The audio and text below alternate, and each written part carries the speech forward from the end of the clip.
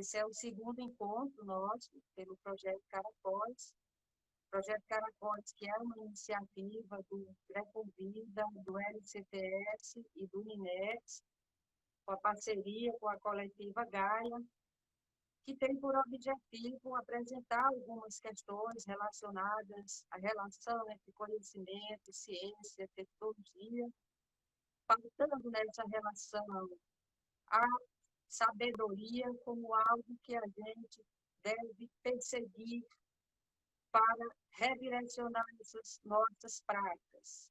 Tivemos um primeiro encontro onde discutimos alguns desafios que nos são apontados e estabelecemos um diálogo a partir das pesquisas desenvolvidas no âmbito do Greconvida, da Universidade Estadual da Paraíba, assim como do Laboratório de Ciências da Tecnologia da Saúde, como a gente pensar essa redefinição das nossas práticas acadêmicas, científicas, tecnológicas, reestabelecendo o diálogo com esses saberes que foram desqualificados no horizonte das nossas práticas como não científicos, como não válidos, como não pertinentes.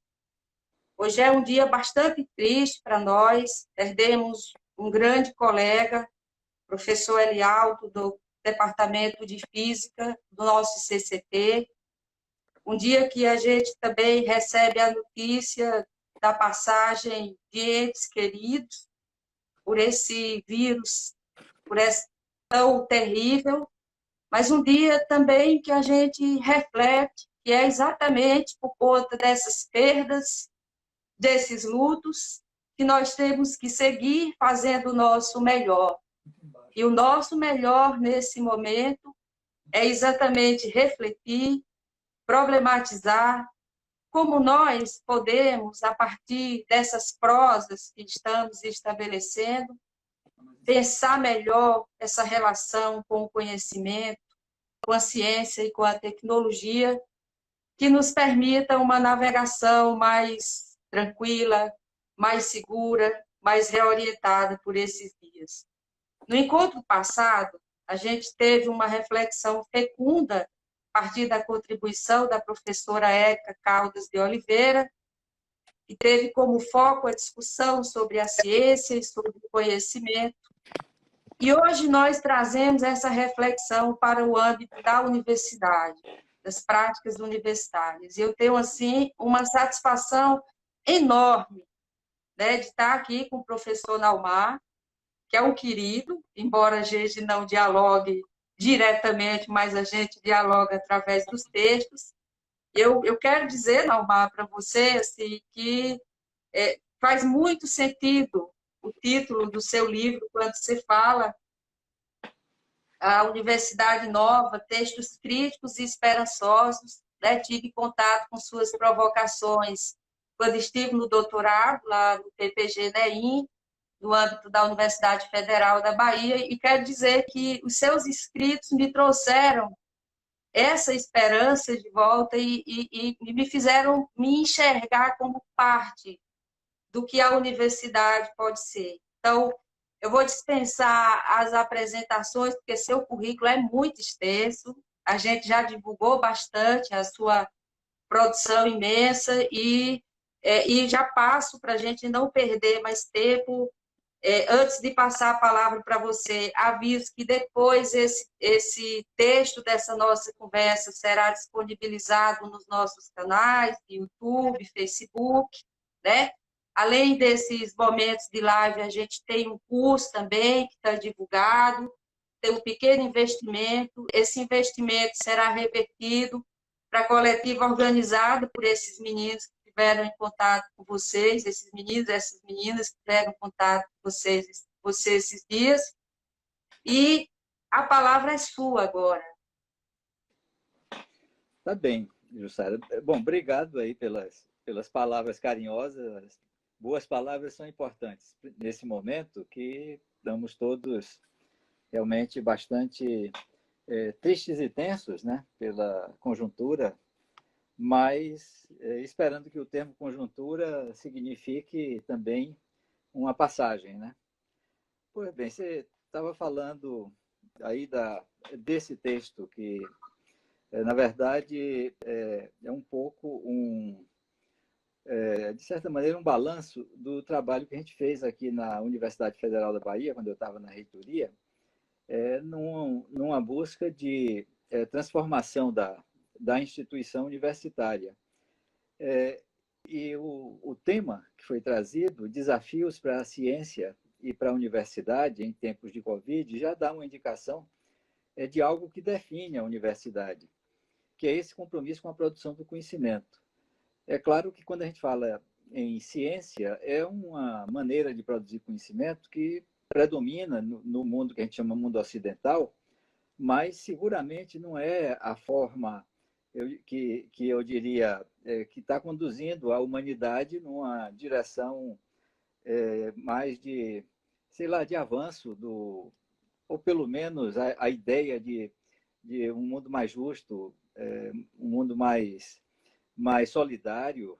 E a gente tem aí uma série de questões que envolvem a ciência e também envolvem a universidade, principalmente o modelo de instituição que a gente tem.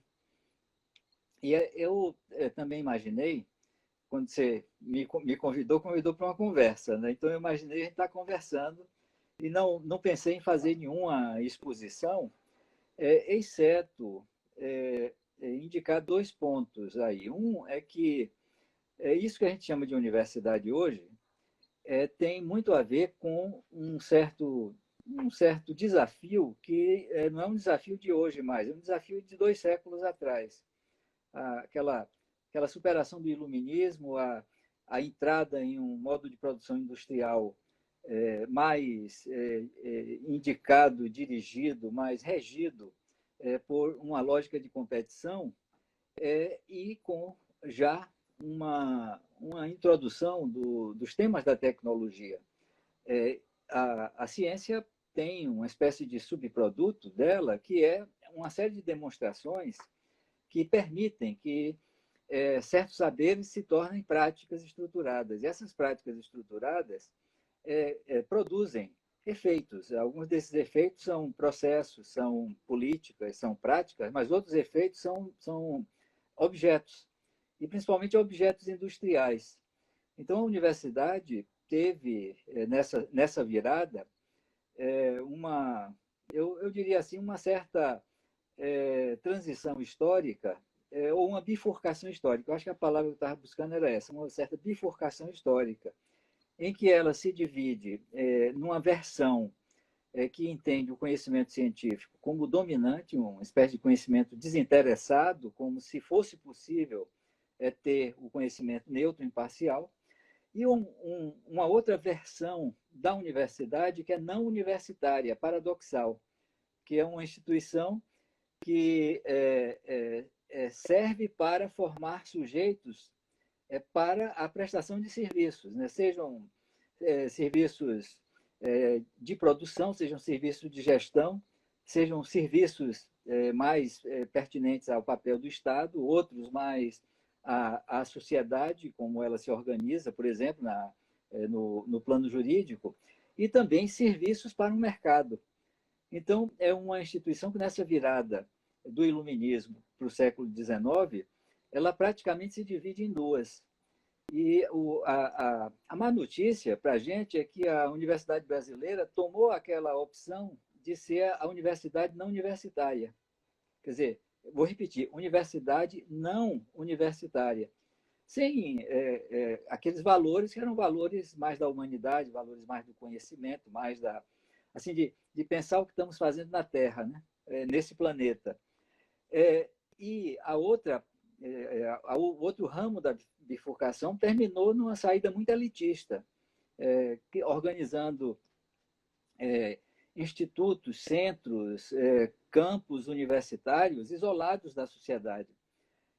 Então, quando vem o século XX, o Brasil ainda não tem uma universidade, apesar de, no período do Império, eu acho que foram foram 18 projetos que eu até avaliei isso numa certa maneira, que foram recusados de criar universidade no Brasil. E a universidade só é criada formalmente no Brasil na década de 1930. Claro que houve tentativas anteriores, assim, no Paraná, no Amazonas, os Barões da Borracha criaram uma instituição que chamaram Universidade, mas não durou muito. No Paraná também teve uma instituição que se chamou Universidade, uma instituição privada, inclusive, se chamou Universidade. Então, o que a gente chama de universidade no Brasil é uma reunião de faculdades, e faculdades com um grau de autonomia interna que, na verdade, tem toda a organização de uma cultura institucional que é muito própria. E eu diria que essa autonomia é uma autonomia mais para, digamos, produzir uma série de identificações entre os egressos dessas instituições, que chamam faculdades, e corporações profissionais. E aí tem aquela coisa das profissões imperiais, né? Medicina, direito e as engenharias. Sendo que as engenharias, isso é curioso, não sei aí o quanto é interessante a gente entrar nessa linha, mas eram escolas politécnicas militares, né? Concebidas por Napoleão Bonaparte para ter um tipo de formação muito dirigido, muito pragmática, muito prática, né? Então, até hoje, isso dá uma certa diferenciação das escolas politécnicas no seio das universidades. E no Brasil, as universidades que tiveram assim um projeto universitário na sua raiz rapidamente mudaram de direção.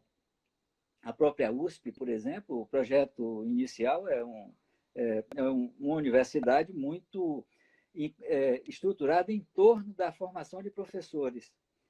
E aí depois, como foi montada com a união de faculdades, as faculdades retomaram o protagonismo, né? E a outra, que aí tem uma história um pouco mais, eu diria assim, mais, do ponto de vista político, mais trágico, que é a Universidade de Brasília, que foi concebida por Anísio Teixeira, Darcy Ribeiro, implantada, aprovada na virada do governo João Goulart, e aí depois foi concebida, na verdade, por Juscelino Kubitschek, aprovada no dia da renúncia de Jânio, e ela é implantada com um projeto maravilhoso, e é um dos primeiros alvos do golpe de 64. Né? E aí eu diria que o Brasil ainda está num certo dilema, porque as instituições que se chamam universidades e que são públicas são instituições que se estruturam em torno das profissões. Então, aqueles valores universitários que, numa certa vertente, como eu disse, deslizaram para um elitismo exacerbado, no nosso caso, sequer chegamos a isso. E temos aí, eu acho agora, uma dificuldade muito grande, porque somos instituições muito, muito vulneráveis a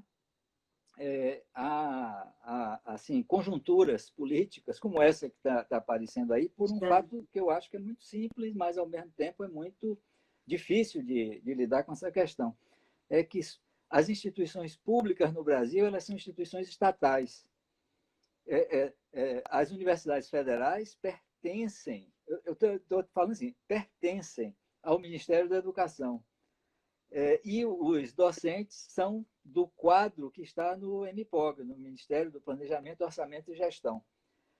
E aí, quando entra um governo que se apropria do Estado, como esse está fazendo, numa perspectiva mais absolutista, né, realmente as instituições têm uma enorme vulnerabilidade.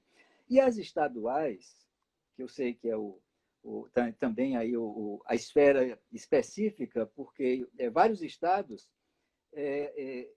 organizaram e criaram instituições estaduais, sendo que o estado de São Paulo é o que tem o parque estadual de universidade mais robusto no Brasil, do mais produtivo e tal, assim, do ponto de vista da ciência convencional, mas também são instituições estatais. Não no plano federal, mas no plano estadual, mas elas continuam sendo instituições estatais. E isso é uma coisa que é interessante discutir, porque a relação com a missão é uma relação complexa, porque somos instituições estatais, mas não públicas.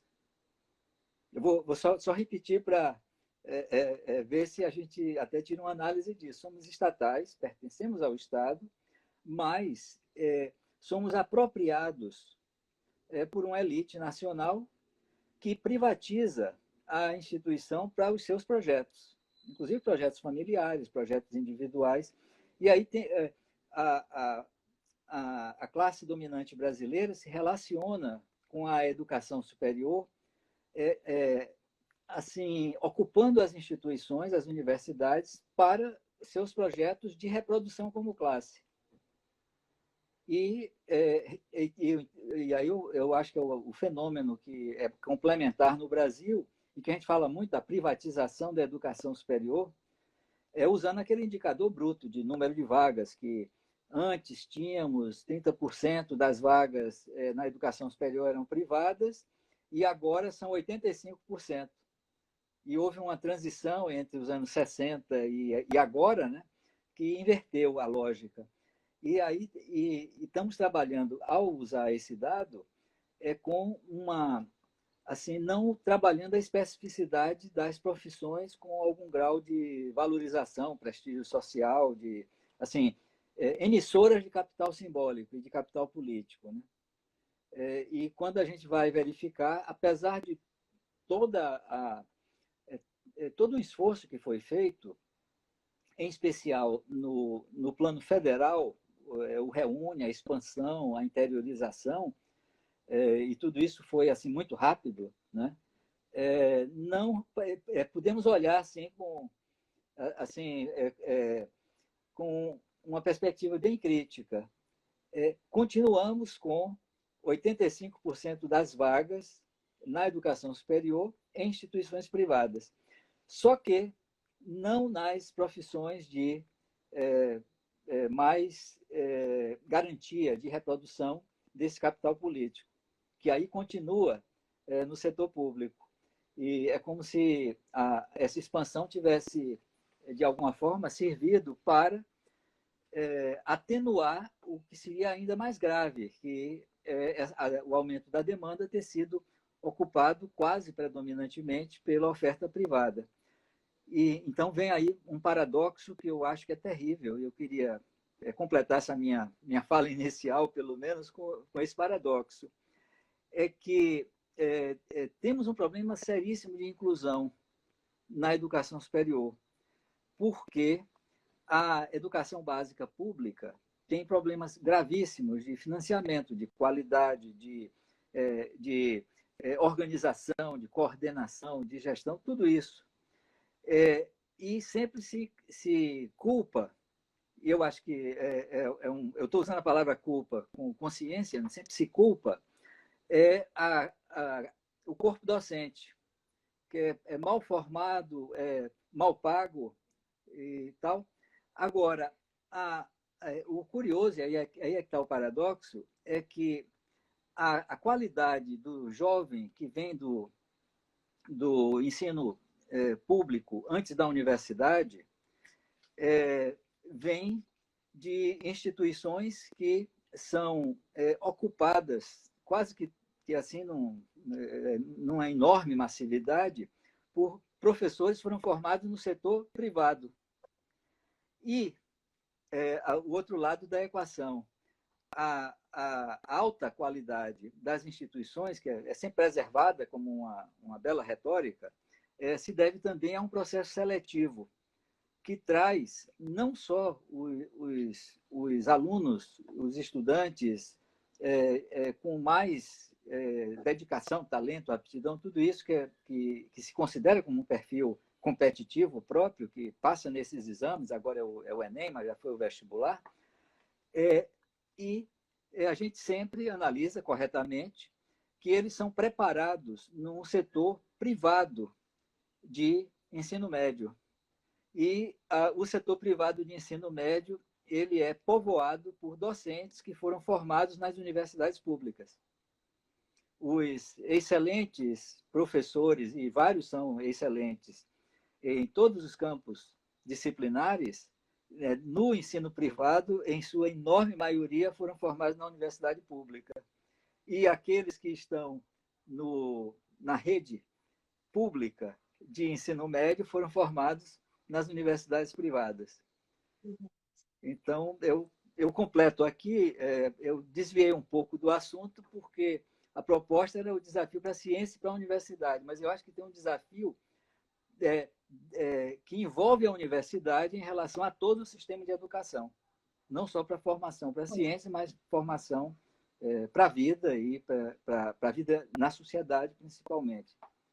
E aí eu vou completar só com uma questão, que eu acho que essa é muito séria, é que eu posso dizer que boa parte dos problemas políticos que o Brasil está sofrendo nesse momento se deve ao fato da gente não ter educação na universidade. A gente tem instrução, a gente tem treinamento, tem ensino. E instrução, treinamento, ensino pode formar bons técnicos, mas está longe de formar cidadãos e cidadãs com um grau de consciência, responsabilidade, capazes de pensar solidariamente, de pensar com aquela densidade crítica que é necessário para que uma democracia efetivamente se consolide, se estabeleça e se consolide. Eu acho que esse é um pouco o nosso drama e tem uma enorme responsabilidade histórica do modo como nossas instituições se organizaram e continuam. Eu acho, nesse ponto, viu, eu não sou muito esperançoso, não. Acho que temos ainda uma questão muito séria para lidar, que tem a ver com o modo como a educação superior, a universidade, se organiza. E aí, nesses tempos da pandemia, isso se agudiza, se acelera, o drama aparece com mais força, né? E eu acho que é um momento importantíssimo para a gente cultivar a crítica, para ser capaz de analisar radicalmente as questões e, quem sabe, né, aproveitar a crise para ter uma superação, para alcançar uma superação. Perfeitamente. Dalmar, tem um monte de questões chegando aqui, as pessoas estão mandando individualmente, porque a gente fez essa campanha mais cedo.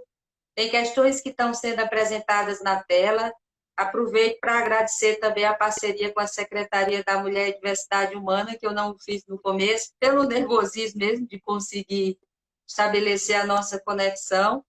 Mas olha só, tem gente aqui pedindo exemplos disso, tem gente aqui pedindo para você aprofundar que riscos isso coloca para a gente, como universidade pública, nesse contexto de ataques sistemáticos, como, por exemplo, o Futurice aí na nossa porta. Tem gente pedindo para você falar um pouco como vocês conseguiram enfrentar isso na experiência desenvolvida lá na Universidade Federal do Sul da Bahia. Tem gente pedindo para você avaliar um pouco das nossas estratégias de enfrentamento em relação a isso, articuladas, por exemplo, no âmbito das entidades sindicais.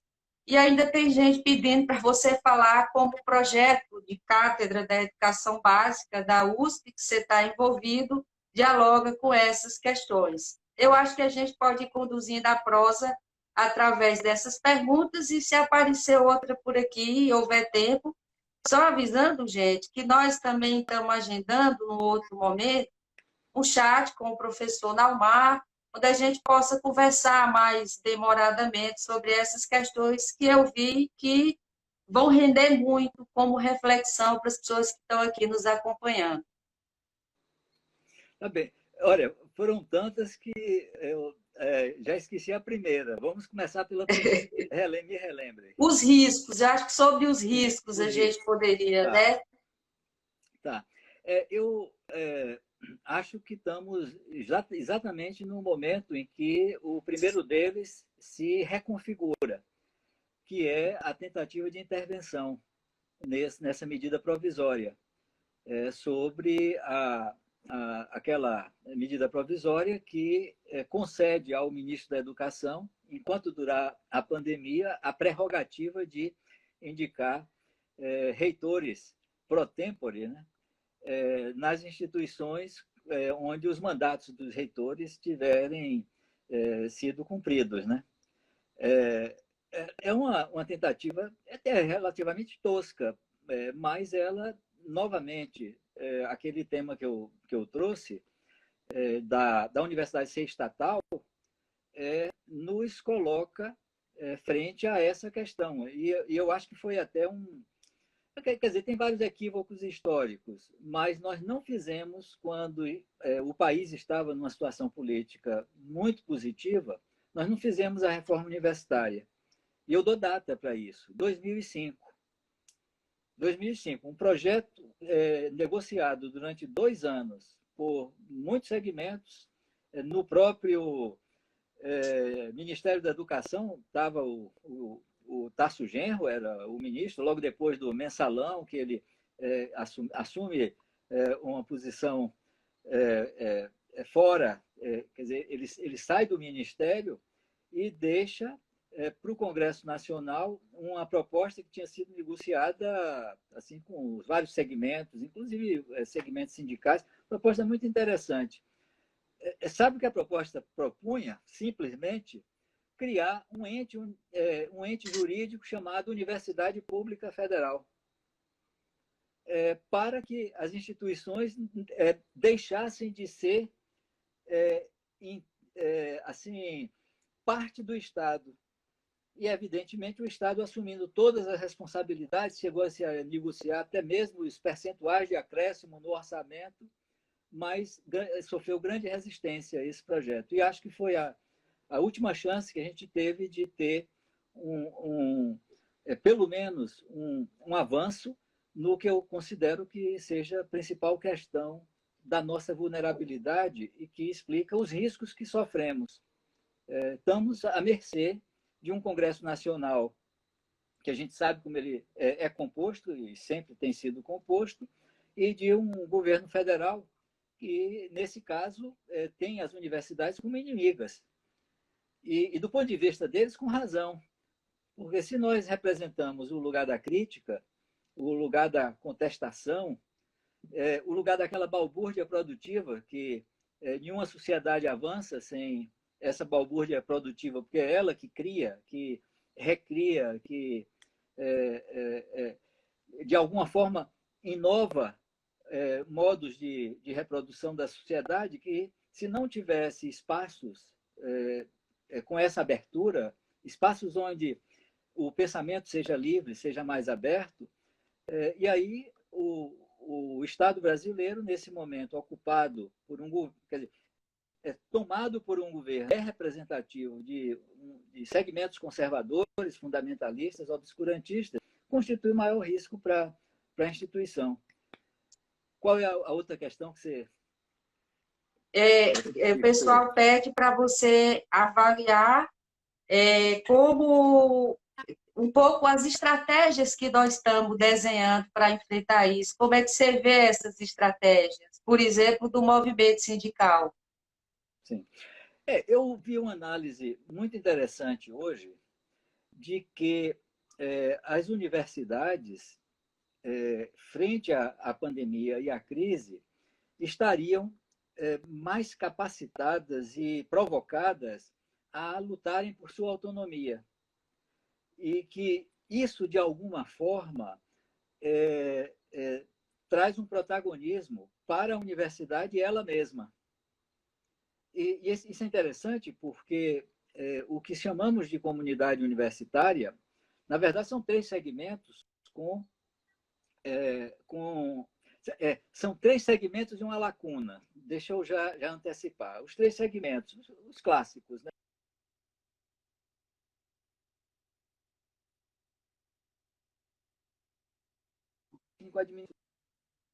Tradicionalmente é assim. Cada um deles com uma lógica política própria, inclusive. E o ausente é a sociedade. Quer dizer, sociedade nesse plano de relações que, em muitos lugares, a gente pode até dizer, essa pujança da comunidade.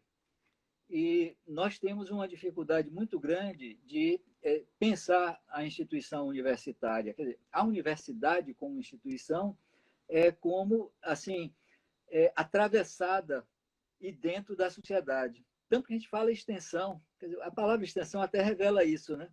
É como se você estivesse num lugar, precisasse se estender para ir para a sociedade.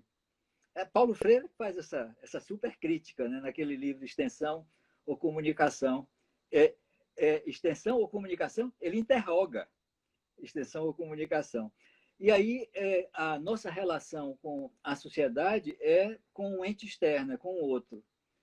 E eu acho que essa lacuna é uma outra vulnerabilidade da instituição universitária pública no Brasil, que a sociedade não tem espaço dentro da instituição. Melhor, a sociedade não se sente representada pela instituição. Por quê? Porque a instituição, historicamente, serve a certos segmentos da sociedade que vêm para ela, ganha sua legitimidade profissional, técnica, e aí por isso que somos chamados a República dos Bacharéis, porque o diploma vale horrores aqui, né? E esse Exato. diploma, de uma certa forma, sacramenta uma cisão de quem ganha o diploma. E aí muitos de nós ficamos assim, mas por que a sociedade não nos valoriza? Aí a pergunta é, uma instituição que tem um conselho gestor, na UFBA, eu tinha, após o Reúne, um conselho universitário com 60 membros. Tinha 3 representantes da comunidade. Na Federal do Sul da Bahia, eu já engato a outra questão, né? Uma das coisas que foi mais difícil, que eu acho que fracassamos, foi a ideia de criar na universidade um conselho estratégico social, formado pelos movimentos sociais do território. Chegamos a fazer um fórum social maravilhoso, 2015, uma mobilização extraordinária. Esse fórum social elegeu representantes dos segmentos populares, mas também dos segmentos da sociedade real. E esse Conselho Estratégico Social, no nosso estatuto, inclusive, contribuía para a eleição do reitor. Você acredita que depois não se fez mais nenhum fórum social, esse conselho estratégico nunca mais se reúne, não existe e tal? E eu acho que outras instituições no Brasil também têm uma dificuldade de incorporar organicamente a sociedade como o quarto elemento da comunidade universitária. E veja, seria o elemento não universitário necessário para que a universidade mereça o nome de universidade. Porque senão ela não é universitária no sentido de aberta, né?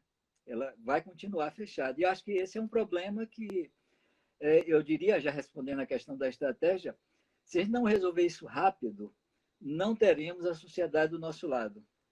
Na verdade, teremos a sociedade contra nós. Já temos contra nós, né? E aí acho que você aponta também um problema que transcende a própria universidade, que se refere à maneira como nós, na sociedade, estamos nos organizando e nos constituindo como representação coletiva, um pouco naquela linha do que você coloca, de que criamos uma sociedade sem social. Acho que essa experiência que nós tivemos recentemente, ela foi ruim do ponto de vista pedagógico para muitos coletivos. Nós sentimos essa dificuldade em outros aspectos, né?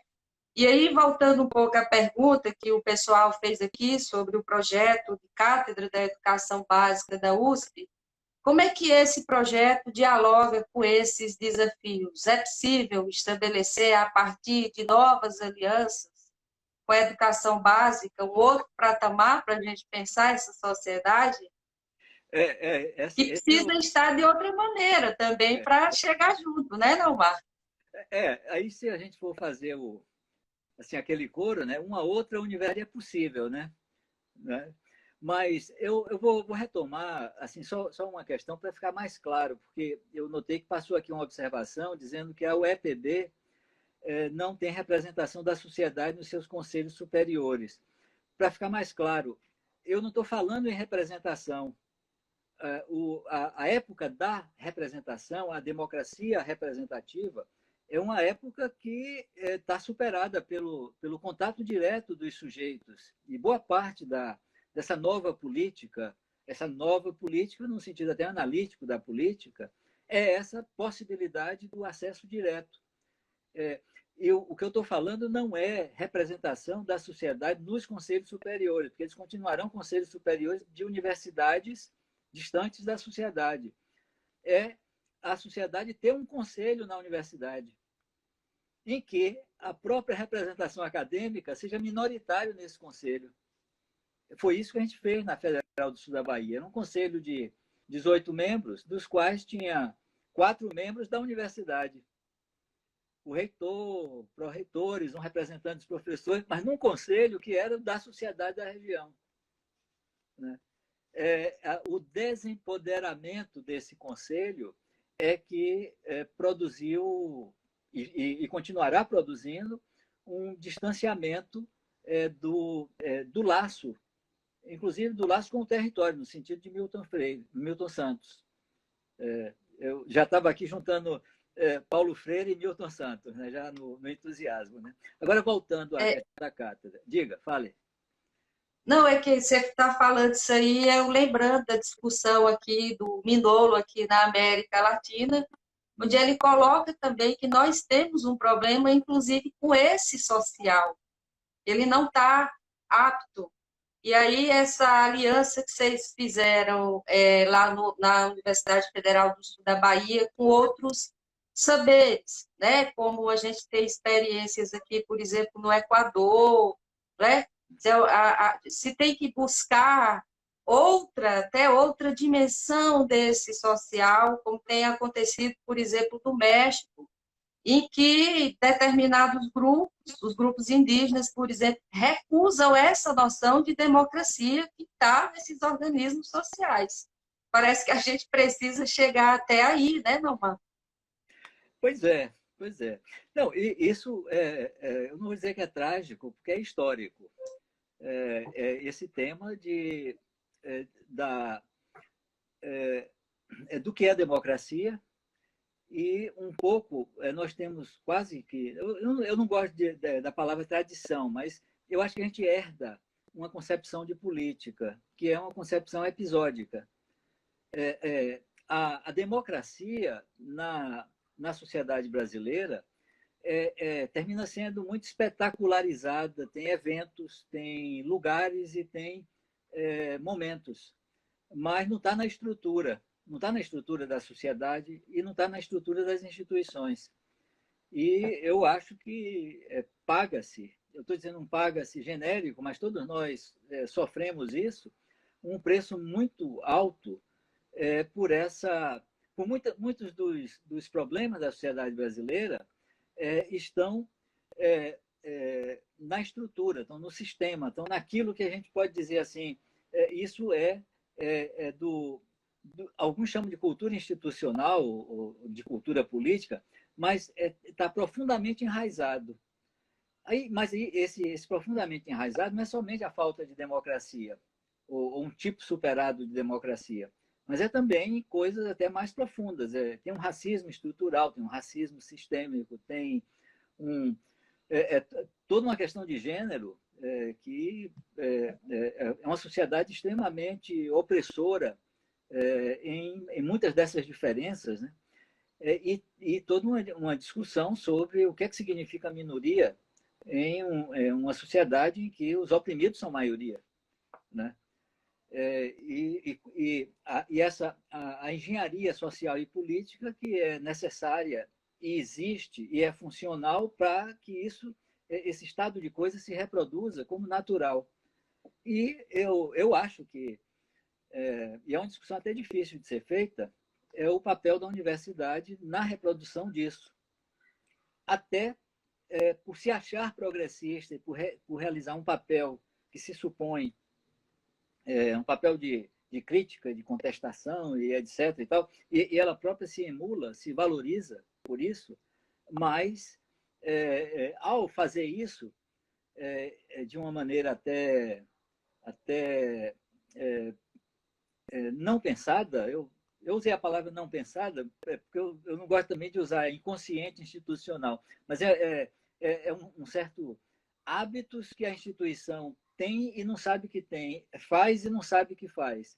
E esse não saber, eu acho que não dá para reduzir a um tema do inconsciente, porque está nos efeitos. É uma coisa muito, muito óbvia. É só parar com um certo olhar etnográfico que você verifica que as nossas instituições se organizam dessa maneira, tem uma dificuldade realmente muito grande de se relacionar com os segmentos da sociedade real. Né? Então, deixa eu só falar rapidamente da questão da cátedra. Eu fui para o Instituto de Estudos Avançados, para um GT que a USP está, né, muito preocupada com isso que eles chamam de internacionalização. O mundo está globalizando e tal, e as universidades brasileiras têm uma taxa de internacionalização ridícula. Assim, não é o fato de muitos de nós, eu mesmo e vários, vão para fora fazer sua formação. É que qual é a proporção que as universidades brasileiras têm de estudantes e professores de fora aqui? Mínimo. A USP é uma das que tem mais, a Unicamp tem até mais que a USP, a UNB é uma das que tem isso mais avançado, não passa de 5% do alunado.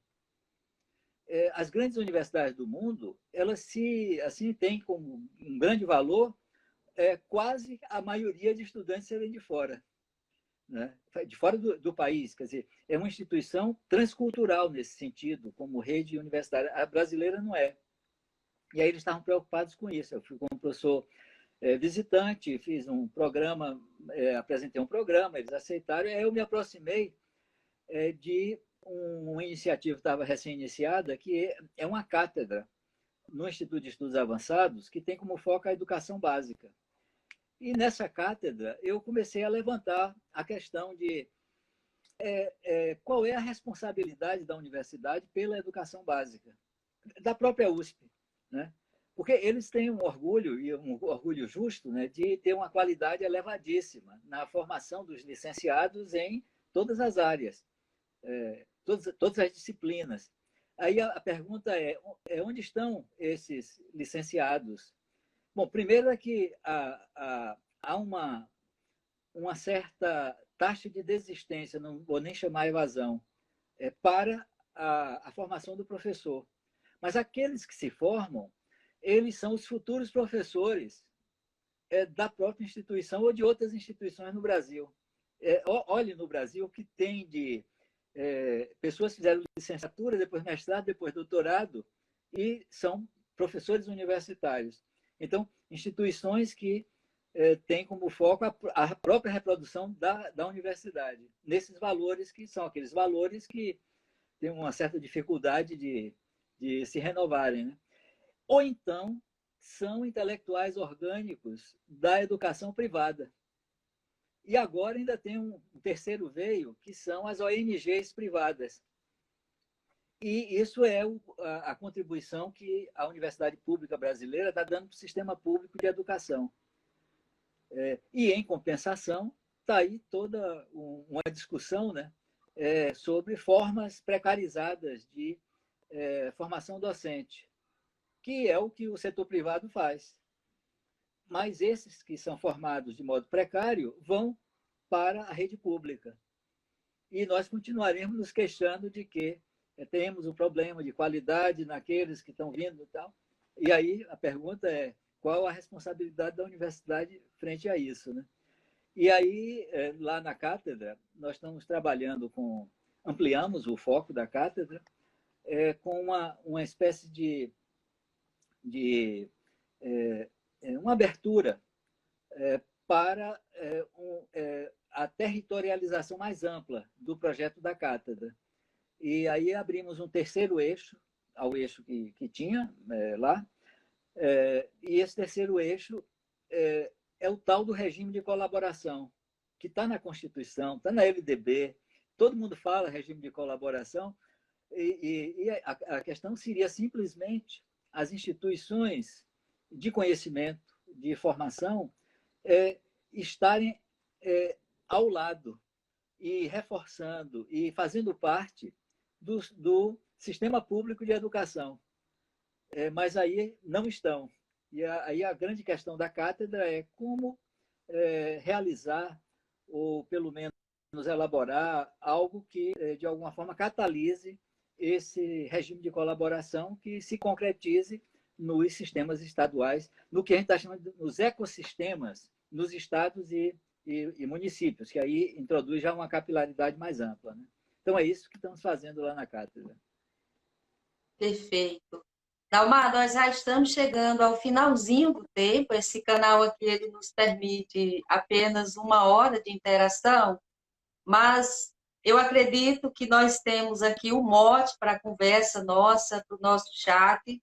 Já proponho que o nosso chat tenha como tema a pergunta: por onde caminha a esperança? E aí, aproveitando o ensejo para agradecer a todo mundo que nos acompanhou aqui, eu queria passar esses 5 minutos finais para você fazer considerações sobre essa pergunta. E em breve a gente retoma com esse vídeo e retoma divulgando a data e o endereço da nossa prosa mais aprofundada com essa pergunta: por onde caminha a esperança nesses tempos tão difíceis? Eu pensei que a gente ia conversar mais, eu terminei falando mais. O que é que você me diz disso? O que você pensa? Sim, você. Eu acho que a esperança caminha muito parecida com aquilo que os índios do Equador estão fazendo. Criando a sua universidade, mergulhando profundamente no resgate dos saberes ancestrais que lhe davam condição de construir uma vida com mais autonomia e de construir um outro tipo de sujeito. Acho que nós vamos ter que reaprender a fazer coisas básicas, como, por exemplo, recuperar aquelas conversas de calçadas que a gente tinha na casa de nossos avós, que acho que está muito difícil dialogar. Veja, uma conversa como essa nossa, e aí eu não sei, os meninos me auxiliam, eu já tenho vontade de reiniciar essa live para a gente começar ou continuar conversando. Porque uma conversa como essa nossa, é muito difícil a gente encontrar interlocutores. Eu tenho tentado fazer ecoar essas provocações, mas há um esforço sistemático de colegas a tenho a certeza e a convicção e a experiência de que a universidade permanece hostil para esse tipo de provocação que nós estamos fazendo aqui.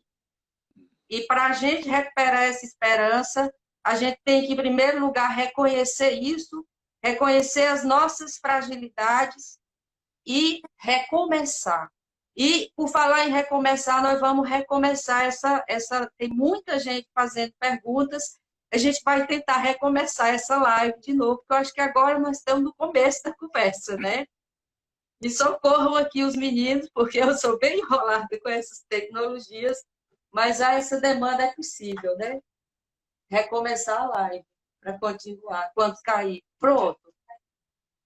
Vai cair daqui a 3 minutos e a gente vai recomeçar. Estão me avisando aqui. Pronto, estão dizendo aqui que a gente pode recomeçar. Pronto, vamos reiniciar a live para a gente continuar conversando.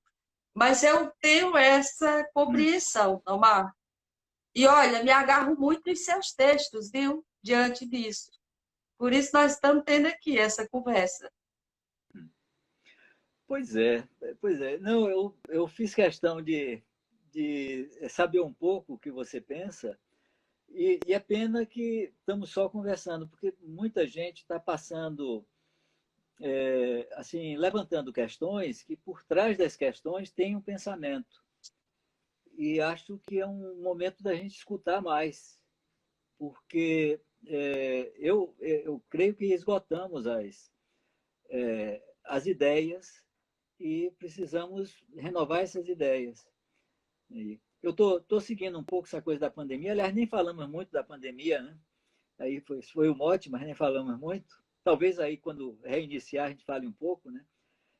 O que tem de assim, filósofos e pensadores falando sobre a pandemia é equivalente ao que tem de gente, talvez, mas numa perspectiva mais crônica, falando sobre a universidade.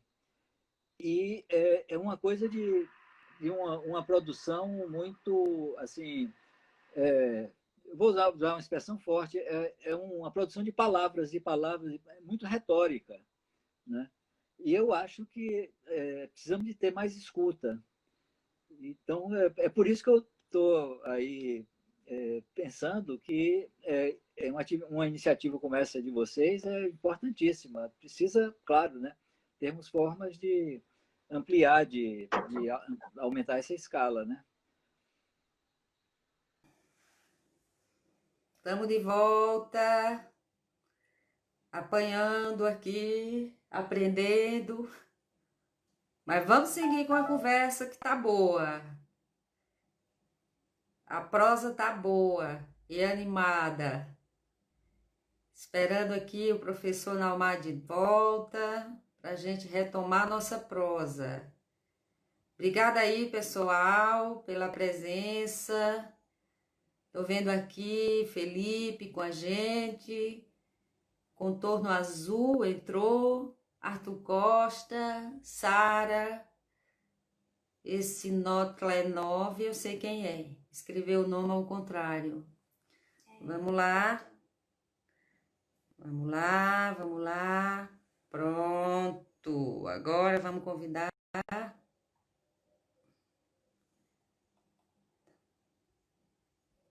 Aqui, o professor Naumar.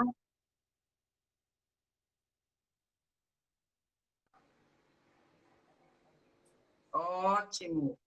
Pronto. Já está me ouvindo? Já, super bem. Um monte de gente esperando aqui já.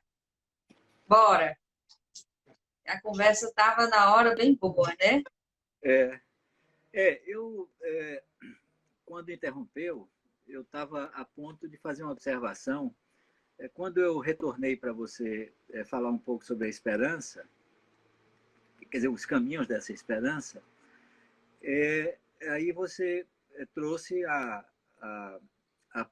essas possibilidades que estão em muitos lugares sendo, de alguma forma, experimentadas de modos diferentes de organizar a universidade. Mas aí eu acho que tem uma questão que eu acho muito importante. O que a universidade, essa que a gente tem, pode aprender com essas experiências ou essas iniciativas, né? Eu tenho acompanhado muito uma proposição que é uma proposição que está bastante latente e ao mesmo tempo pulsante. Pulsante até no sentido que ela aparece e depois, num certo ritmo, desaparece, que é aquela ideia da Universidade Popular dos povos, que o Boaventura de Souza Santos tem sempre tentado promover. E eu tenho assim uma certa análise prática dessas proposições, com base em dois vetores de argumentação. Um deles é a pergunta de se são universidades. Quer dizer, no sentido que essa palavra ganhou na nossa cultura ocidental. Aí, quando eu digo nossa cultura ocidental, é uma cultura sincrética que, em cada parte do mundo, ela assume valores e matrizes que não são assim de uma certa originalidade própria. Quer dizer, o que você falou do Equador, no Equador eu tenho um amigo muito próximo até de área acadêmica, o Jaime Breio, que também foi reitor da Universidade Andina. Essa questão da cultura indígena lá tem uma diferença muito grande no que representa a cultura indígena no Brasil, ou a cultura dos povos originários no Brasil. Que entre nós é de uma diversidade talvez até maior do que o restante da América do Sul, somados, né? Agora, há alguns pontos que eu acho que não são muito conhecidos por nós. Eu sei que o Boaventura faz muito essa síntese, essa fusão, e aí termina com um modelo do que seria uma formação do ser humano como uma missão de instituições do que a gente poderia chamar até de uma maneira mais nobre de educação superior. Quer dizer, é aquela educação que vai além de aprender a fazer coisas ou aprender a realizar da maneira conhecida, e sim lidar com o desconhecido, lidar com o incerto, lidar com o que nunca foi feito. Agora, o outro eixo que eu acho também é que muitas das coisas que nós temos que produzem quase que uma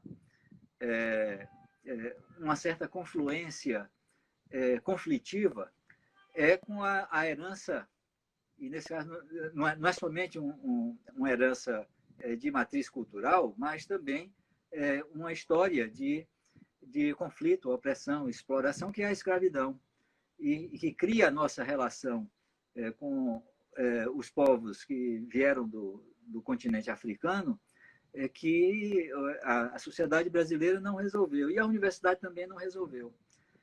Uma das coisas que eu acredito que pode trazer sei lá, esperança, e eu já estou entrando na questão que você levantou, né? A gente buscar maneiras de rever o nosso conceito de energia. E aí eu estava conversando, aí no intervalo eu fui buscar, não sei se você já viu, o Muniz Sodré, que acabou de convalescer da Covid, né? O Não Pensar na conhecia Cor. esse. Pois é. Só para dar um exemplo de que a própria Universidade Federal da Bahia ela foi assim institucionalizada com um pé na África e contribuiu, de uma certa maneira, para uma espécie de recuperação até da questão linguística, né? Houve um intercâmbio na década de 50 muito grande, e até numa outra via. Alguns professores da própria UFBA, né, fizeram o que seria um doutorado, mas em universidades africanas. E o Iorubá e muita coisa do candomblé da Bahia são referências culturais da matriz Nagô, Iorubá, que na África não tinham mais, elas foram recuperadas nesse trânsito atlântico, né?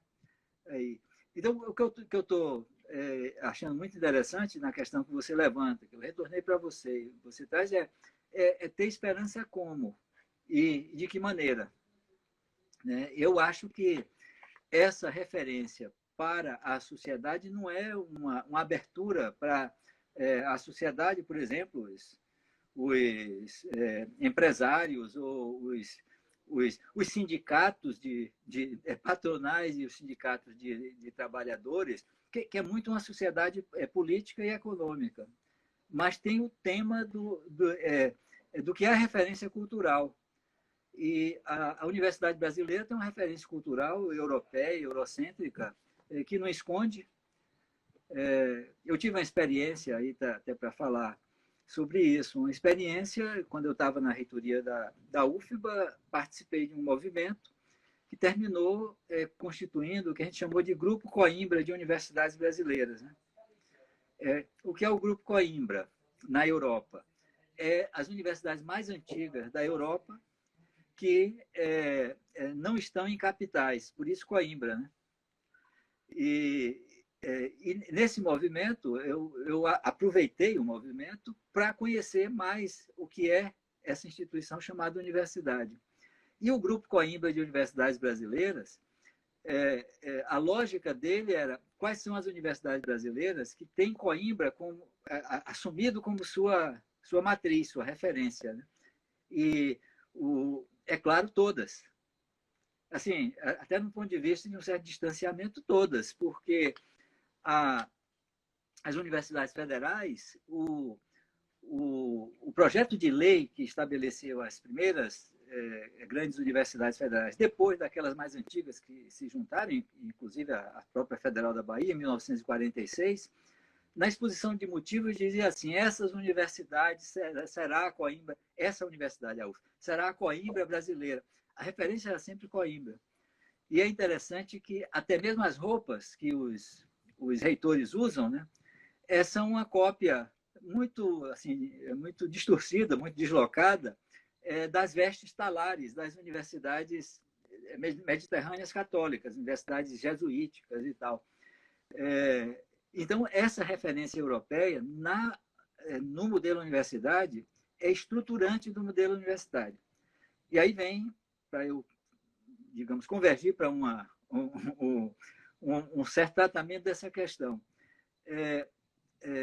Eu não sei se instituições que terão uma proposta, eu diria assim, alternativa, como essas do tipo que o Boaventura promove, ou outras universidades indígenas em diferentes culturas, aparece isso.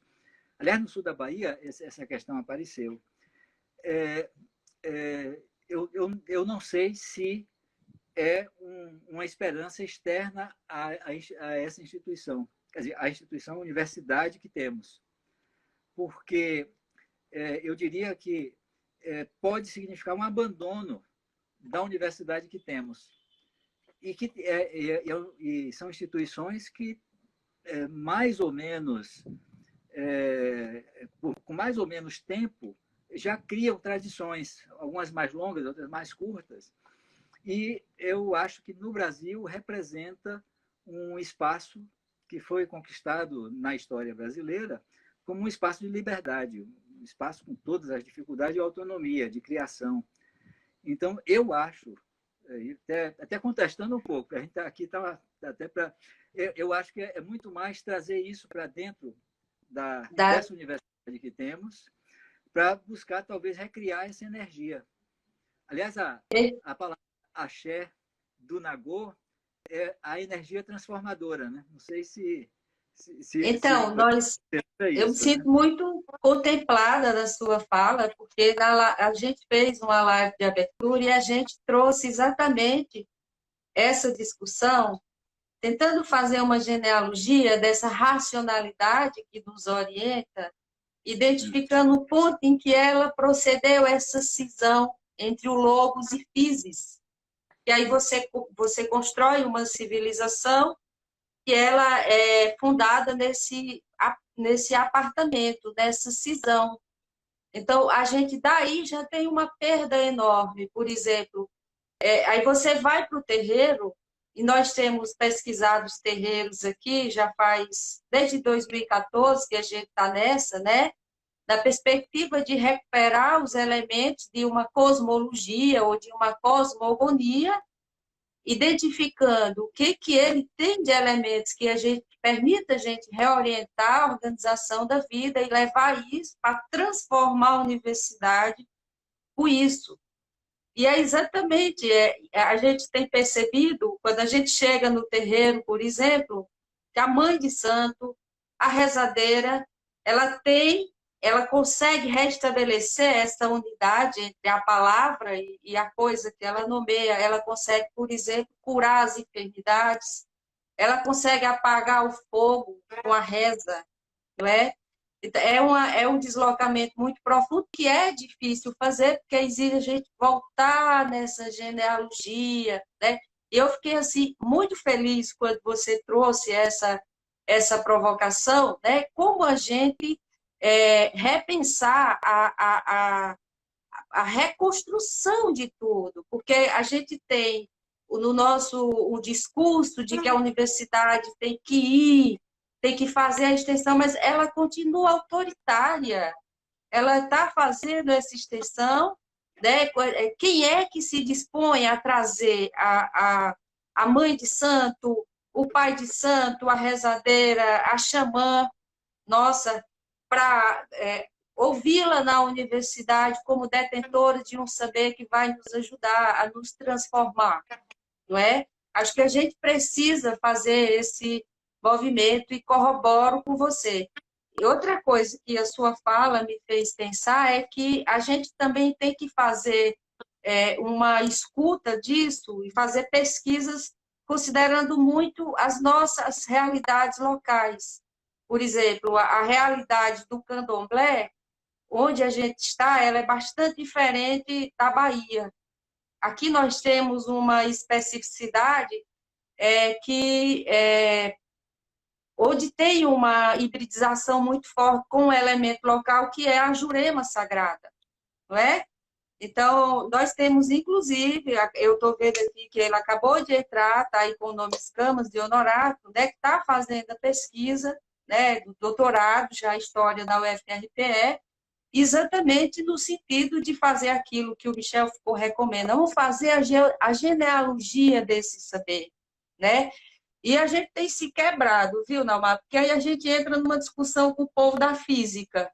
Imagina, eu sou assistente social de formação, tenho um percurso acadêmico que me deu essa perspectiva transdisciplinar, e olha, essa minha abertura para isso foi exatamente porque eu fui fazer doutorado na Bahia, num programa, né, que eu agradeço todo dia, ter ido parar no PPG, né, e que me deu essa perspectiva. Eu sempre digo assim, o doutorado foi a experiência mais sabática que eu vivi, porque foi o terceiro deslocamento da minha vida. Foi quando eu tive contato com essas provocações.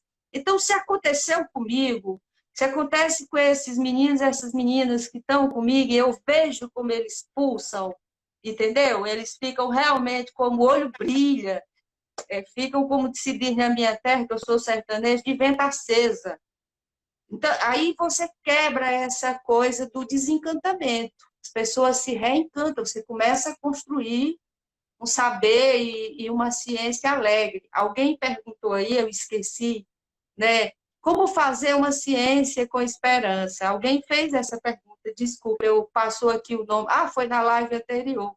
Eu acho que essa conversa que a gente está tendo aponta um pouco para isso, né? Inclusive, vocês podem continuar mandando as perguntas, não sei se está muito interessante o que a gente está dizendo aqui, todo mundo parou de mandar pergunta, né?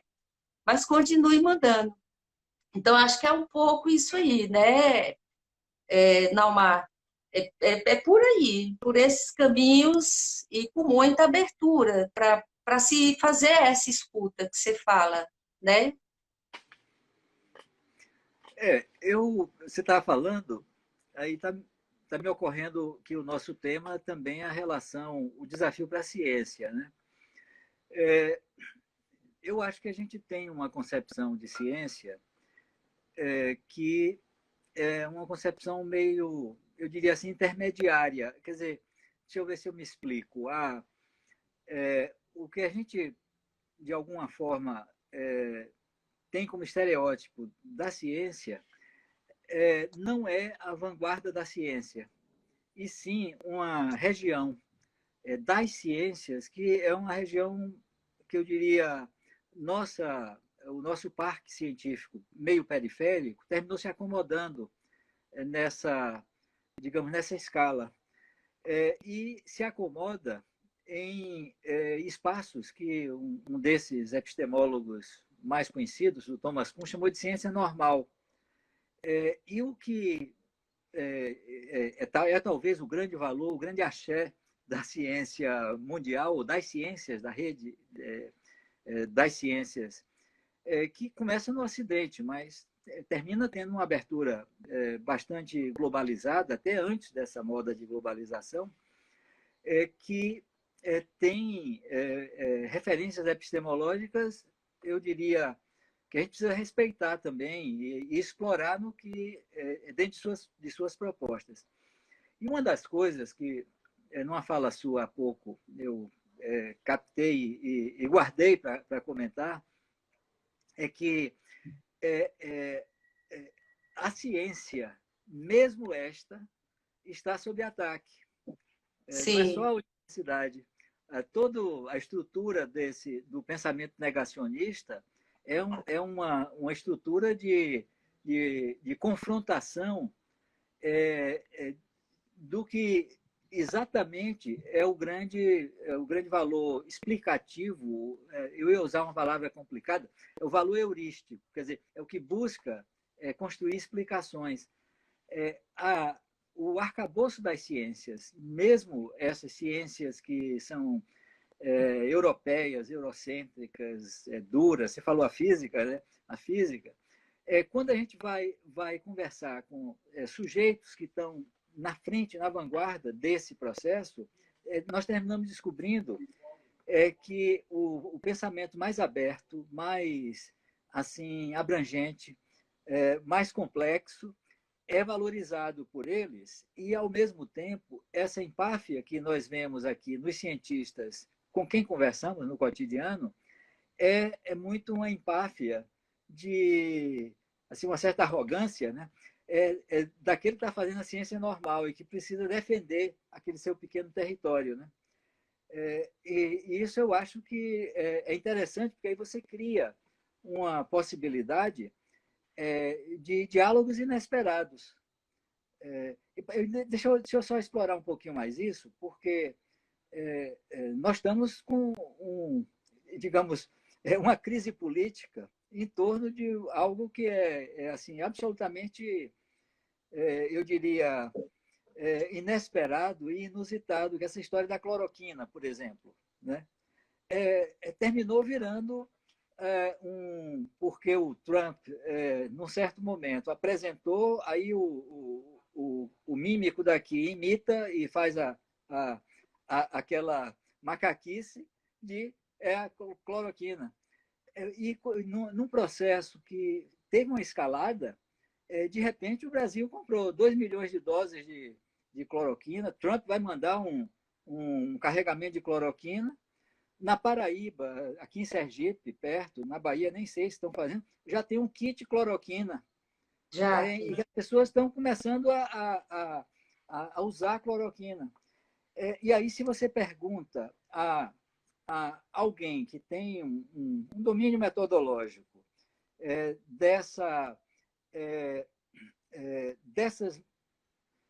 de todos esses procedimentos e protocolos de experimentação, se a cloroquina funciona ou não, um pesquisador, eu diria assim, rigoroso, com integridade científica, vai dizer eu não sei. E o dizer eu não sei, para uns autoriza. Para a ciência não autoriza. Alguém dizer eu não sei quer dizer o seguinte: nós não temos estudos que seguiram graus reconhecidos e consensuados de rigor que sejam capazes de dar essa resposta. Aí aparece agora novamente, né, essa história dos assintomáticos. Né?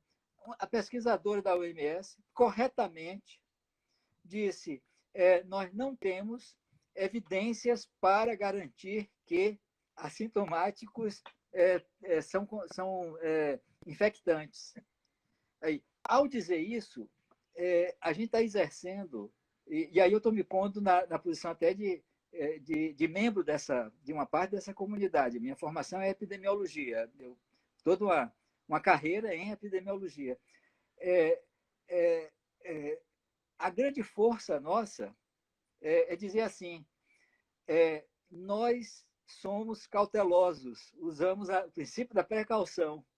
E o princípio da precaução se houver uma possibilidade, não é nem probabilidade, porque probabilidade você demonstra, mas possibilidade não. Mas se houver uma possibilidade de que isso cause dano, não é indicado que se realize.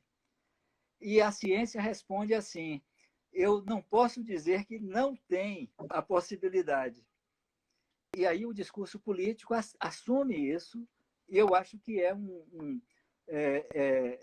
uma incompreensão da grande força disso que criou esse aparato tecnológico que o mundo ocidental dispõe, que são regras de demonstração, de corroboração, de falsificação, inclusive, que elas trabalham numa lógica de, para afirmar alguma coisa, essa afirmação precisa resistir a tudo que for realizado para desprová-la, desprová-la ou falsificá-la.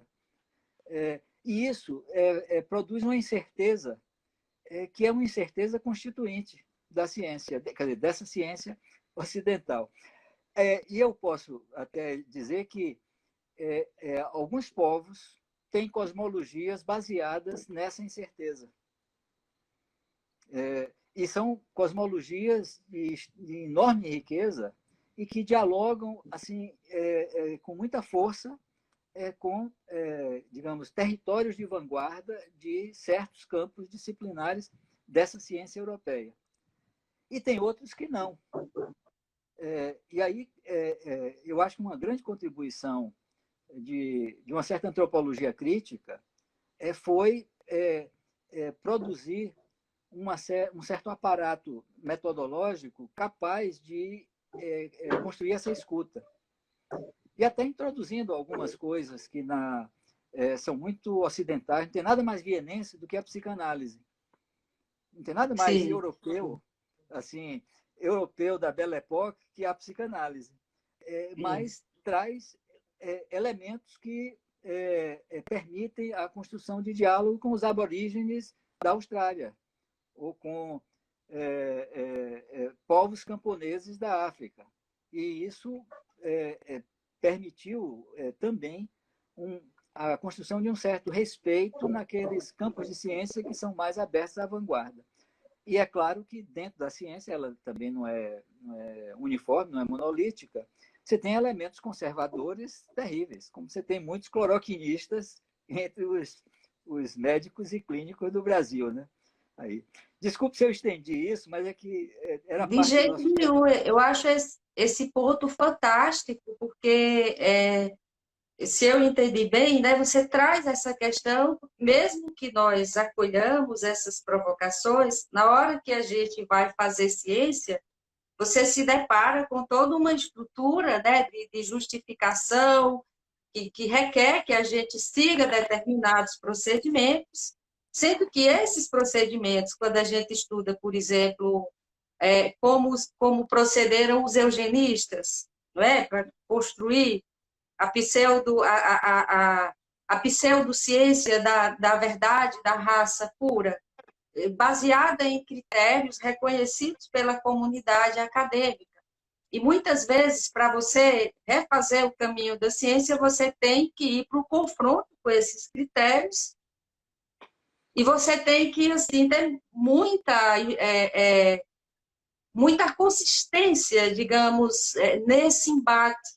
E como é que a gente consegue fazer isso?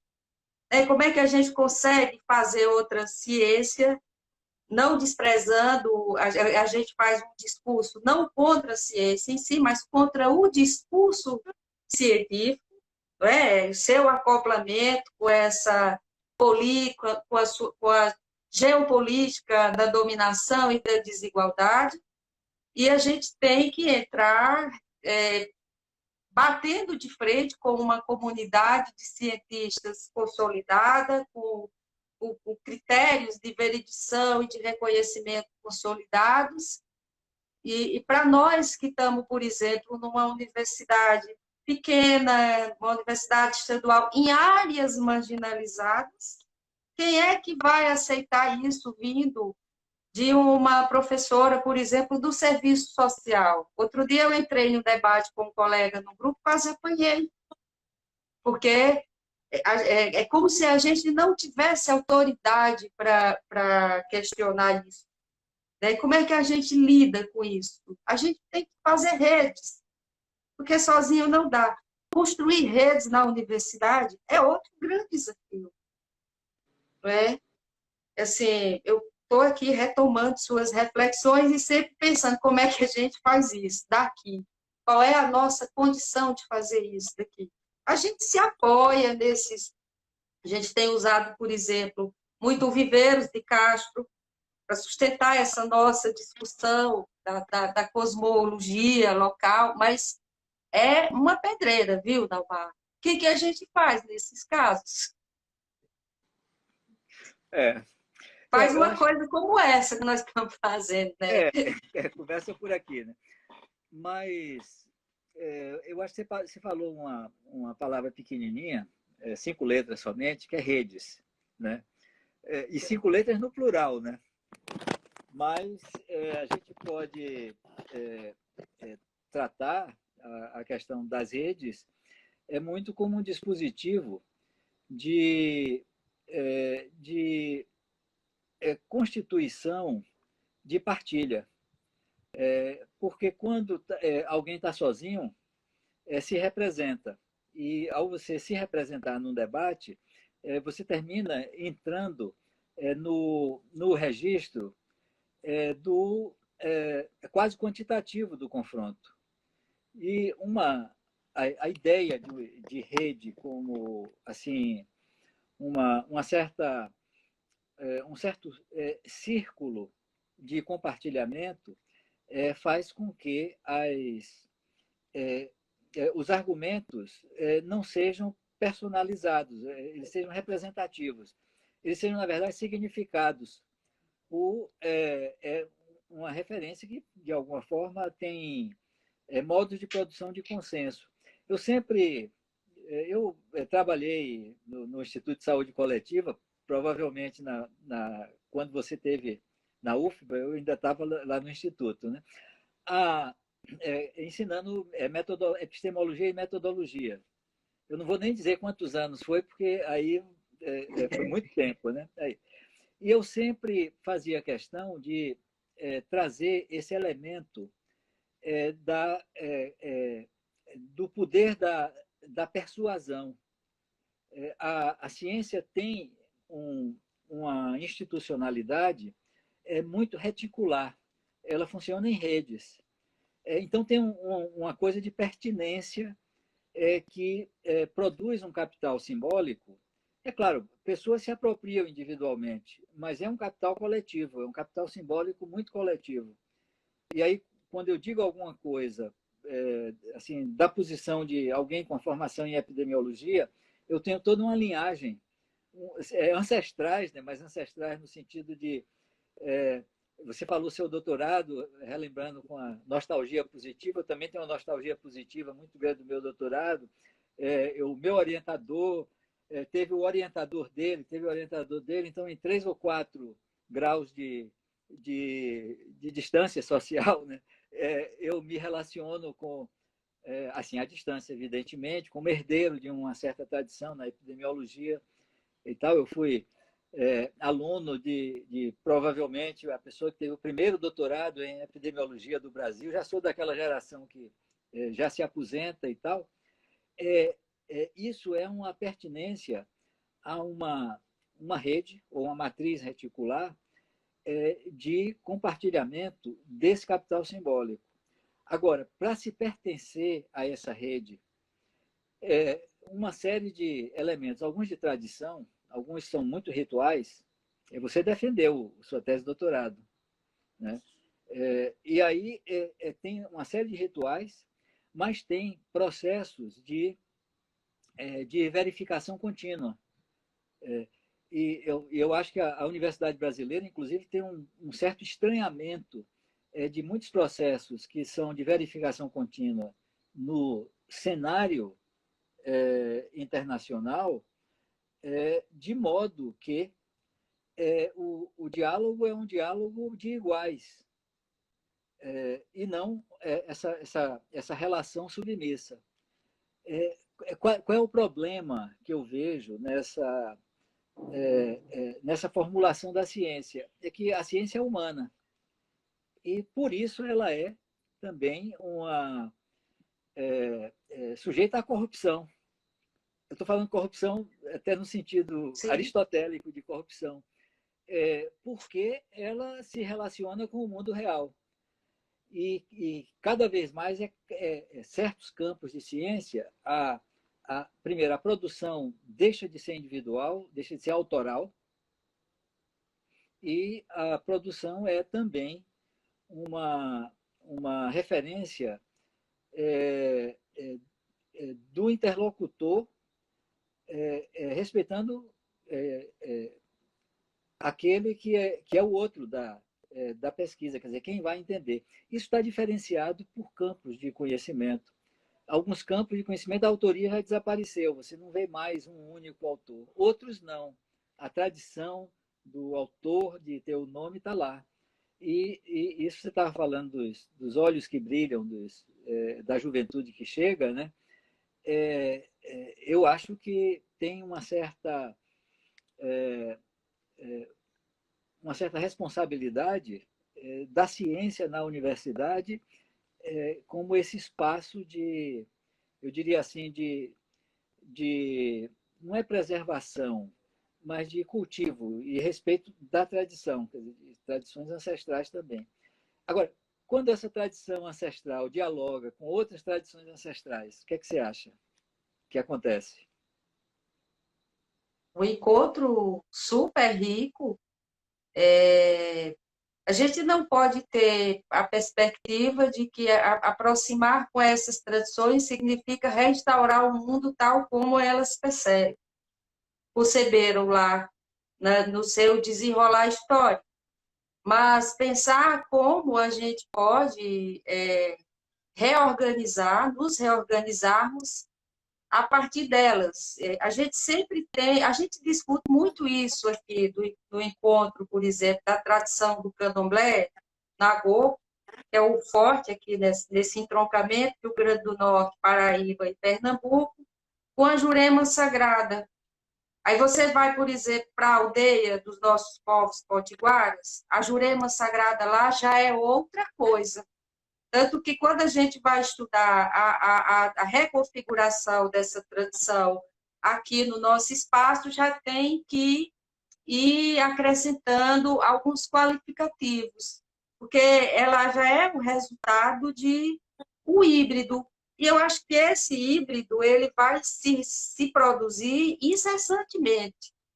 Só que a gente trabalha ainda muito numa matriz da relação causa e efeito, e a gente sempre está buscando o conhecimento como algo sintetizado, estanque, que aí ele vem para dar respostas. E a gente tem muito medo de não ter a resposta exata, final, cabal.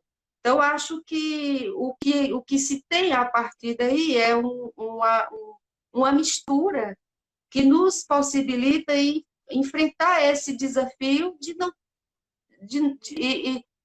e superar essa obsessão pela verdade definitiva, né? Ou até pela própria verdade em si, não é? Penso que é isso aí, porque a gente sempre está descobrindo mais coisas, né? A gente começou a fazer essa crítica, aí pegou lá um conceito, uma provocação da Judith Butler, não sei o quê. Ela nos levou para um canto. Quando a gente chegou lá, a gente viu que o buraco era mais embaixo, aí a gente foi atrás. Quando chegou lá, já viu que era no outro canto, né? E a gente tem medo na academia de lidar com isso, não é? Eu acho que a síntese disso, ela nos possibilita encarar esse desafio de que podemos fazer ciência, podemos produzir soluções, novos modos de interrogar a partir da ciência, sem essa preocupação se vamos errar, se o que a gente está dizendo, que a gente tem muito medo. Eu, por exemplo, penso muito para escrever, porque a escrita amarra a gente ali. Daqui a 10 anos você muda, a pessoa lê o seu texto de 10 anos atrás e fica falando, né? Porque o sujeito que a gente forma, as estruturas não estão preparadas para essa abertura. Meio que é o que a gente propõe com a metáfora do caracol, né, Leomar? Mas eu acho que tem mais coisa aí que você... Não, me explique a metáfora do caracol. Você trouxe, eu fiquei Sim. curioso. Você leu lá a gente mandou o PDF para você, então a gente trabalhou aqui o material, porque não sei se você viu o nosso curso ele tem o primeiro momento onde a gente pega esses a priori epistemológicos, tenta mapear esses campos todos, que vem interrogando o jeito de se fazer ciência, localizá-los, identificar o que eles produziram. No segundo momento, a gente vai para a discussão sobre as inflexões teórico-metodológicas disso, porque não dá, é outro jeito de interrogar, então são outros percursos, outros transcursos. E no terceiro módulo, a gente vai pensar assim, como a gente pensar a política, a nossa vida coletiva a partir disso. E foi aí que entrou muito a metáfora, a história do caracol, porque é um conto, né, do nosso povo Yanomami, que fala exatamente de uma outra relação com o conhecimento. Mas a gente pensou no caracol pela simbologia que ele tem lá para os zapatistas. Por isso que a gente não fez uma citação direto pelo Copenhague, por exemplo, e a gente botou lá do diário do subcomandante Marcos, porque a gente queria trazer essa provocação, como a gente se reposiciona, como a gente se reorganiza a partir dessa relação com o conhecimento.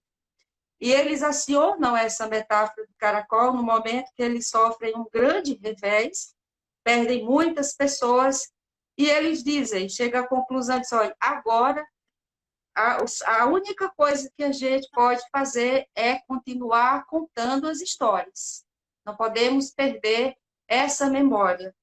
E esse recontar a história é recontar a história desse conhecimento potente, que leva o sujeito para si mesmo, para se encarar dentro desse labirinto, dentro dessa grande centrífuga que nós entramos quando começamos a nos fazer essas questões.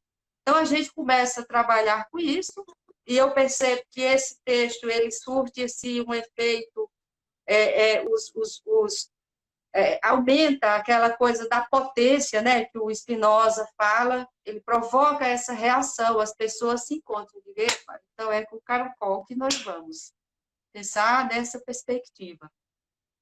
Estou tentando, assim, fazer bem resumido, né? Está lá no projetinho, assim. Então, a gente precisa de um conhecimento, como a gente precisa pegar o caracol e acordar o sustentador do céu que vigia, para que estejamos atentos. Esse é o momento, mais do que nunca, a gente tem que estar com isso, gente. É um pouco isso. Bom, eu acho que a gente está não desviando do assunto, mas está ampliando o assunto, né? O tema. O que é que você imaginou da gente conversar sobre a pandemia? Nós temos muitas provocações sobre o significado dessa pandemia para nós, enquanto civilização. Tem muita gente colocando aí que temos que repensar esse normal, e gente falando de um novo normal. E, sinceramente, pelo que eu tenho visto nas redes sociais, eu não acho que esse novo normal esteja a caminho. Eu acho que a esperança ainda está depositada na vacina, a expectativa é essa, acho que a disponibilidade, assim, mas acho que as pessoas também estão com muita dificuldade de entender mesmo, de se localizar, entendeu? Então, o que eu pensei? Que o nosso diálogo, ele desse elementos para a gente pensar isso. Tem uma discussão que é para a lei, olha, o fim do antropoceno anunciado, todos os ciclos aí, com perturbações, além dos níveis de retorno projetados, muita gente colocando essa discussão. Eu acho que ainda não aprendemos as lições do vírus. Alguém perguntou aí, está abreviado, né? O vírus é professor, ele ensina algo a alguém? Eu deixo para você, Naumar, que é epidemiologista. Vou passar essa bola para você. Eu interpreto como talvez até uma referência crítica ao título do livro que o Boaventura fez, que na verdade é uma coletânea de alguns artigos que ele intitulou A Cruel Pedagogia do Vírus. Né? Você chegou a ver, Jussara? Vi, mas não, confesso que desses dias Ah, estou com as alunas, folhei, né? ah, Tá na fila, tá na fila, né? Pois é. tá Pois na é, fila. evidentemente é metafórico isso, porque há até uma discussão, um debate mesmo, da posição do vírus, né? Se é um ser inanimado ou é vivo. E tem uma reprodução, mas é uma reprodução que reproduz somente a informação. E o vírus depende de um outro organismo vivo para isso, que não é nem reprodução, na verdade, tecnicamente é a replicação. E ainda tem até mais elementar que o vírus, é o prion, né? Mas o próprio vírus, o que ele, quer dizer, no que ele se relaciona, pelo menos na minha concepção, com o ser humano, é uma relação que ele teria com uma placa de Petri, com uma cultura qualquer, onde nós somos apenas hospedeiros que, ao colonizar nossas células, essa espécie, que mesmo que se discuta que seja no limiar entre o vivo e o não vivo, né? É o zumbi, né? É um zumbi, o vírus é um zumbi. Essa espécie precisa de ter células vivas para realizarem para ele esse trabalho, né? E aí é que tem muita discussão. Agora, é uma metáfora que nos ensina. O que nos ensina talvez, ou que seja de alguma forma desafiante e provoque a nossa capacidade de aprender.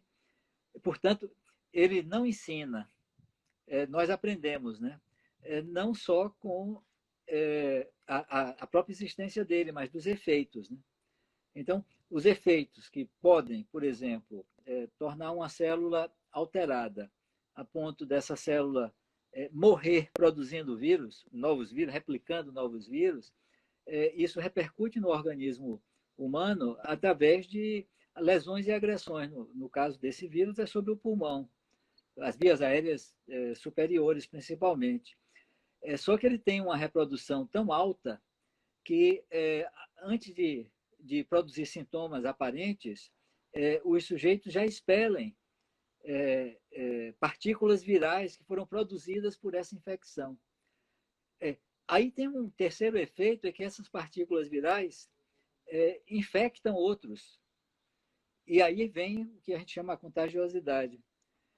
Então, o que é, de alguma forma, pedagógico para a gente, a essa altura, já é a extrapolação do organismo para a relação social, a transmissão social.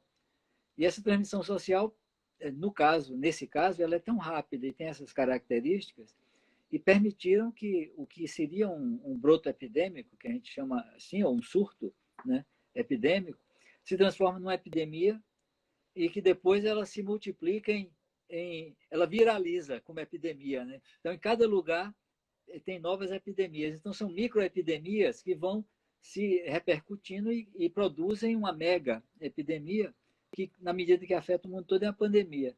Então, o que é pedagógico para a gente não é porque nos ensina, é que a gente está enfrentando uma coisa nova. E tudo que é novo é desafiante, né? E tudo que é desafiante, pela própria estrutura da relação que a gente constrói com a natureza, com a sociedade, com a história, com os outros, né?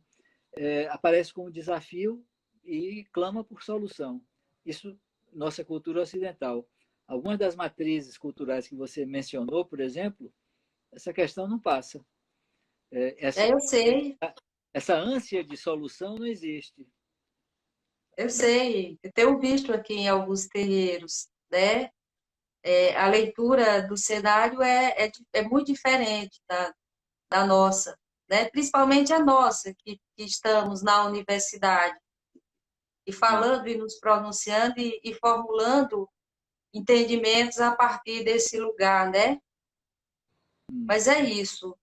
Então, nós não recebemos mais perguntas, nos encaminhamos para já mais o final do tempo. Estou muito satisfeita com essa conversa. Se alguém tiver mais questões para colocar, se não, eu já vou encaminhando para você fazer as últimas considerações. Antes, porém, eu quero reiterar aqui o agradecimento ao pessoal do Grupo de Estudos da Complexidade, o grupo do Laboratório de Ciência e Tecnologia da Saúde, a coletiva Gaia, que é constituída por esses meninos, essas meninas que tiverem contato com você, mediando esse nosso encontro tecnológico também, porque eu confesso que não sou a pessoa mais versada do mundo desse terreno, né?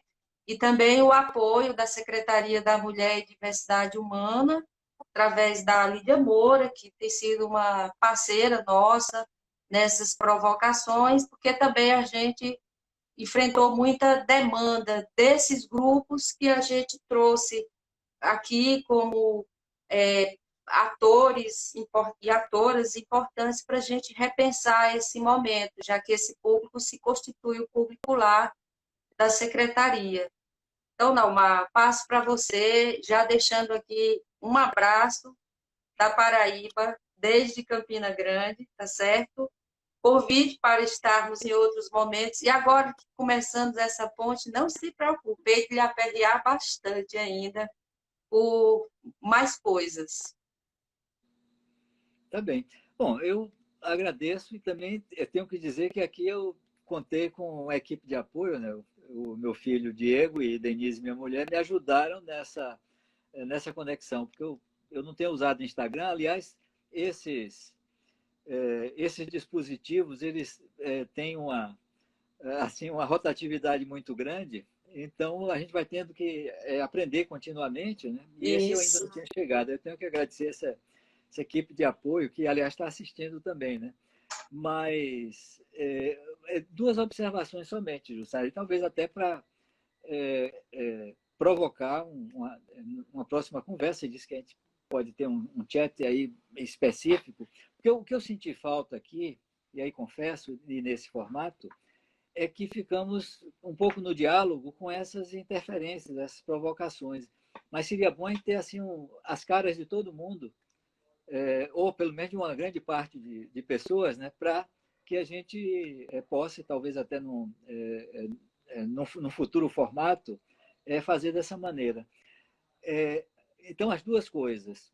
Uma é, a, alguns temas que são fortes na nossa cultura aparecem como demandas legítimas do ponto de vista político. E aí, por exemplo, se formos rigorosos, a alfabetização é uma violência da cultura ocidental sobre outras culturas. E isso produz um desafio de, para sermos inclusivos, precisamos ter algum grau de ter o direito como uma forma de impor uma fundamentação absolutamente crucial, que é a, a incorporação da referência numérica, quantitativa, e da referência vernácula, portanto, dominação linguística. Então, é um ponto para a gente discutir, né, sobre se uma universidade efetivamente intercultural não é uma ponte para esse repasse, assim como toda a educação intercultural. E isso é crucial, e especificamente na história brasileira. E o segundo ponto, que eu acho que joga agora para uma discussão, é a nossa relação com o planeta. Né? Alguns dos pontos que a gente levanta dessa questão do diálogo da universidade com outras matrizes culturais é que a universidade representa assim eu diria assim a vanguarda de um pensamento que tem assim, quase que um compromisso histórico de ser orgânico com o modo de produção, que é devastador na prática, né? Mas tem produzido soluções tecnológicas que retornam como a própria viabilidade da instituição, quer dizer, da instituição universidade e seus desdobramentos, né?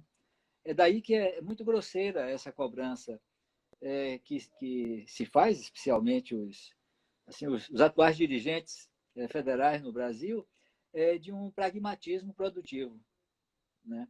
Eles não têm assim, a menor ideia de que a força colonizadora da universidade está exatamente em ser essa usina de modos de relação que reforçam um tipo de consolidado na história de uma produção contra a natureza e a despeito do planeta, né? Então, são esses dois pontos que eu acho que valeriam a pena uma discussão próxima, em especial se o Grupo Gaia e o Grupo da Complexidade quiserem enfrentar esse debate, né?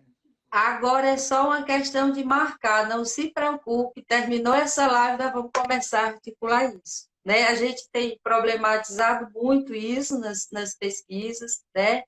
Vai para essas cosmologias e tenta fazer esse comparativo, né, de como se estabelece a relação entre a natureza e a racionalização, a razão como capacidade de racionalização, mas não se preocupe, esse é o tema. E assim, ó, eu tinha pensado no chat, aproveitando o tempinho que a gente tem para informar, as pessoas estavam muito querendo saber da experiência como foi o sul da Bahia, porque a gente quase não consegue imaginar uma universidade com aquela concepção que você traz. Mas aqui na nossa conversa se abriram frentes maravilhosas e riquíssimas. Então, acatando a sua sugestão, organizaremos o chat, onde com tempo, onde as pessoas possam se apresentar, inclusive falar um pouco de como tem incorporado isso em suas pesquisas, em suas práticas.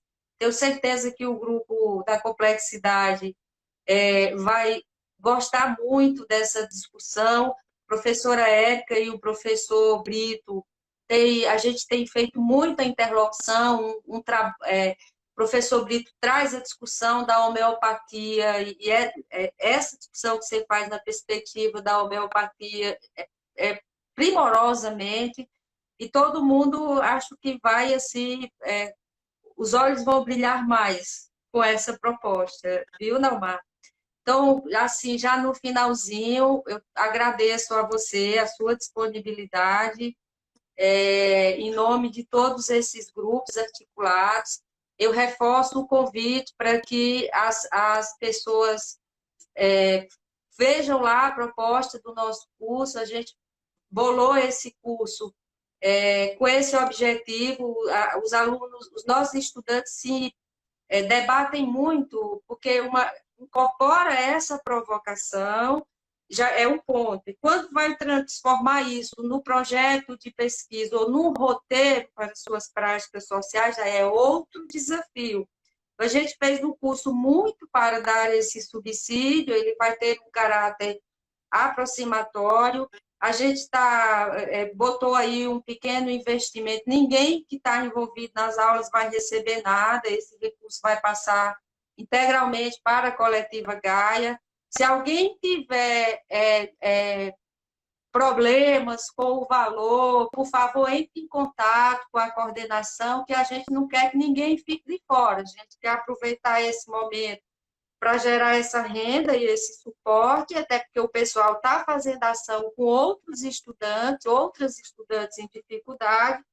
Então, fica aqui o nosso apelo, a nossa gratidão a você, às pessoas que navegaram conosco esse momento e o convite para os reencontros, que certamente haverão. E com esses reencontros, a gente vai construir o novo amanhã, né? O novo hoje. O novo hoje, né? A gente fala muito em postergar as coisas para amanhã. Mas Calma. não o novo normal. Não Exato, o novo não normal. novo normal. Nada de normal, né? Foi essa ideia de normal que nos colocou nessa enrascada, né? Gratidão, viu, Naumar? Seremos desligados. Muito obrigada pela sua disponibilidade e generosidade.